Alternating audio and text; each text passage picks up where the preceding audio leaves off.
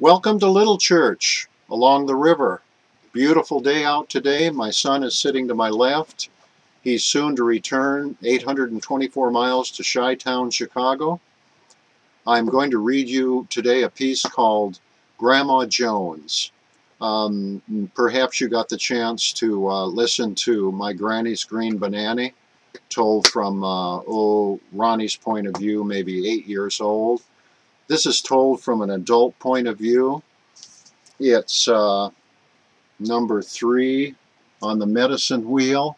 I was about 30 years old when I wrote this piece. Was thrilled when it got published in Billowing Arc. I think one of the delights of being a writer is that you get to honor people while they're still living, which I was able to do. I used to travel from Chicago to Esterville, Iowa, where Grandma Bessie Jones lived, and I wrote this piece. I put it on a plaque, and it stayed in her house until she passed.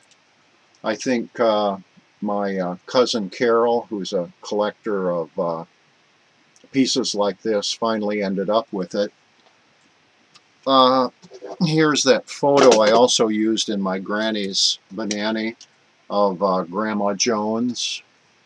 Let's see if we're getting that okay. No glare. Okay. She always had children in her lap. My brother, Terry, younger brother, had cerebral palsy. Amazing. I tell you, he would get in Grandma's lap and he'd stop his twitching. She could even feed him the purple medicine with a spoon, supposed to stop his spastic activity, I guess. And he wouldn't even spill it over her dress.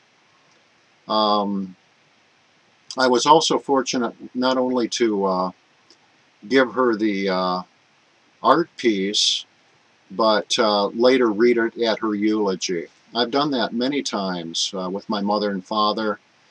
Bigfooted had a number of people, able to celebrate them in life and then later use that writing for a eulogy. I also was able to give her acupuncture pressure massage. I had taken a course in Chicago. I think it took 6 weeks, something like that. And then when I would go to her house, she had, I think she called it rheumatism, arthritis, lumbago, heart disease, and so I knew all the meridians and was able to treat her, which was a great thing. Maybe that was partial payment for when I was a boy. Lee and Bessie lived in a very humble 2-story house with 1 space heater, and I would sleep up in a feather bed in the attic, and she would hear me moaning because I had terrible sciatic pains in my legs, and she would come creaking up the stairs and begin to rub the hollow of my back where it meets my hips. And I'll tell you, after a few minutes, there was instant relief. Of course, I didn't want her to go. I wanted her to climb in the feather bed with me and stay a spell, but she was generous beyond measure to all the children, as were both of my grandparents on the Noss side and the Jones side. I guess that's one of the things that I decry about modern life, that often grandchildren and grandparents get separated and they don't get the benefit of the stories and the wisdom and just the physical closeness of their grandparents. Okay, I think it's time to actually read this piece. Let's take a crack at it. Grandma Jones. What an odd pair. The owl-shy boy, his lunch-toting Gram, tramping the neighbor's woods, their lips already blue with jam. Beyond the railroad tracks, he asked her why she gave the hobo her slice of pie. It tickles me, she said, to hear where he's traveled, to touch the man he's become. She was quite a fisherwoman, too. When the boy's uncle teased that the child would make good bait, she unsnarled his angry line, letting it run to the murky depth.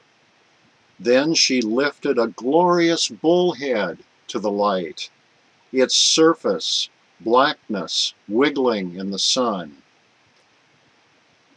Tucked under her quilts of down, he prayed to give something in return. That night the owls came, dropping the moon-eyed boy into the freezing lake.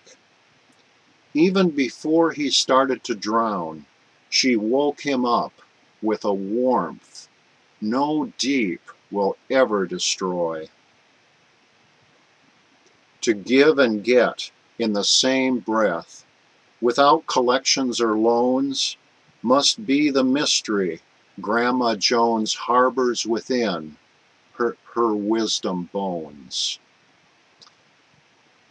Thank you for the blessings, Bessie Jones. Thank you for listening. Have a great day.